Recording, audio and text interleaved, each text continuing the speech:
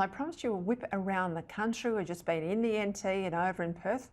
Now we're going to head to Queensland and also head down to Victoria from the north. Resources Minister Keith Pitt, National Party MP, joins me from his regional electorate of Hinkler.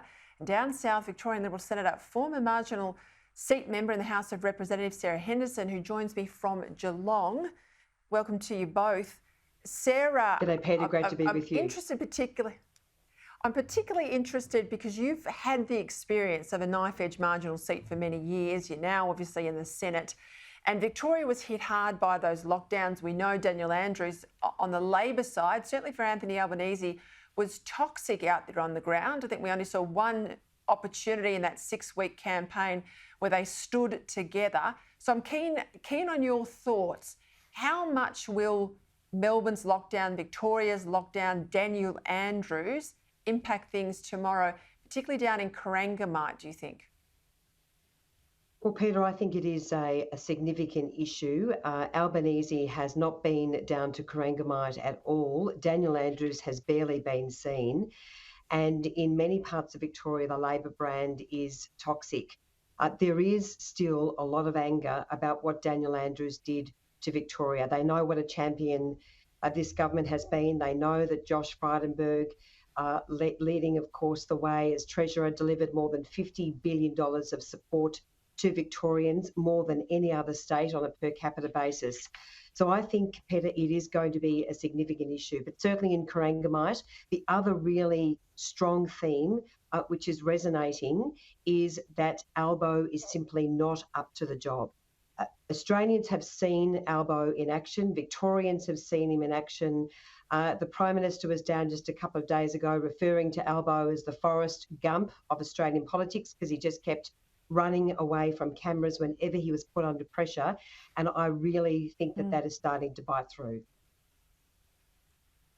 Keith, what about you? What are voters saying in your communities? You've got Bundaberg up there, Childers, Hervey Bay, big tourism centre.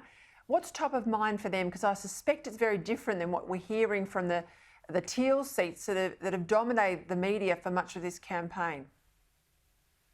Oh, Peter, if only my people had the income that some of those individuals do in those areas, and you know, good luck to them.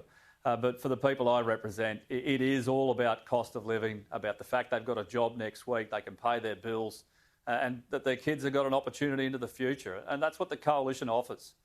We've seen errors from Mr Albanese and all of the other things that have happened during the campaign, but the fundamentals remain the same. Unemployment is at 3.9%. About $100 billion turnaround in the economy, and the coalition continues to deliver, not only in terms of the economy, but for national security and defence of this country. And that's what worries them. And we've seen this spread right across the country now of these fake independents who are just looking to form a Green Labor government. It's interesting, Sarah, I didn't pick up until you said it then that Albanese has not been in Corangamite at all. It's ultra marginal, it's a 1%er. I can't believe that. And of course, the demographic of Corangamite's very much like McEwen, held by Labor, which is up around Seymour, the outer fringes of Melbourne, and the seat of Dunkley, which is down south, top of Mornington Peninsula, around Frankston. The demographics are the same for those three seats. Now, they're all Labor held. The coalition's likely to have losses somewhere else, but if they can make hay from the Andrews angst, you're still in the game. Absolutely. And would you believe, Peter, in Geelong, and you know Geelong very well, of course, the unemployment rate at the moment is 1.9%. The unemployment rate across Corangamite is some 2.5%. So the economy locally is going gangbusters, underpinned by the very substantial local investments the Morrison government has made, as well, of course, as the investments across the economy, in jobs, in small businesses, in lower taxes.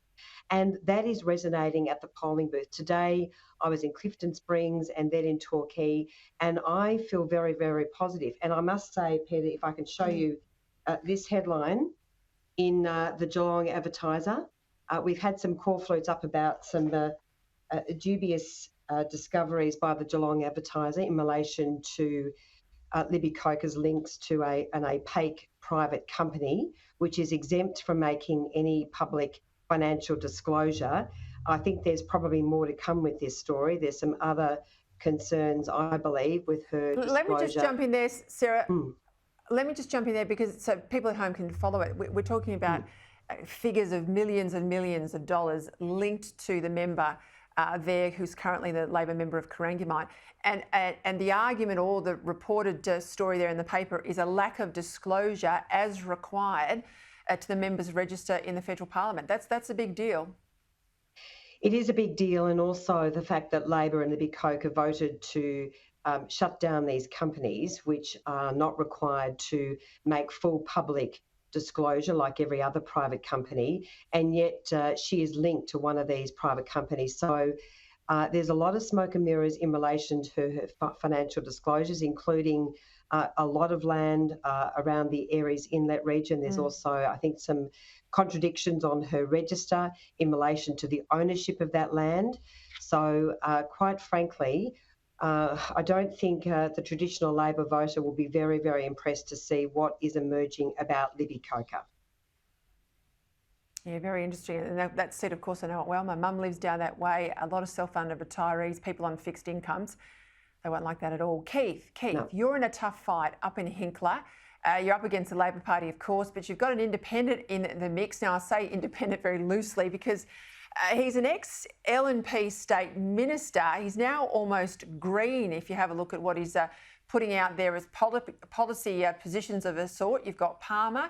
You've, of course, got One Nation. I'm keen to see what you think the impact of Palmer's vote will be on the ground and One Nation.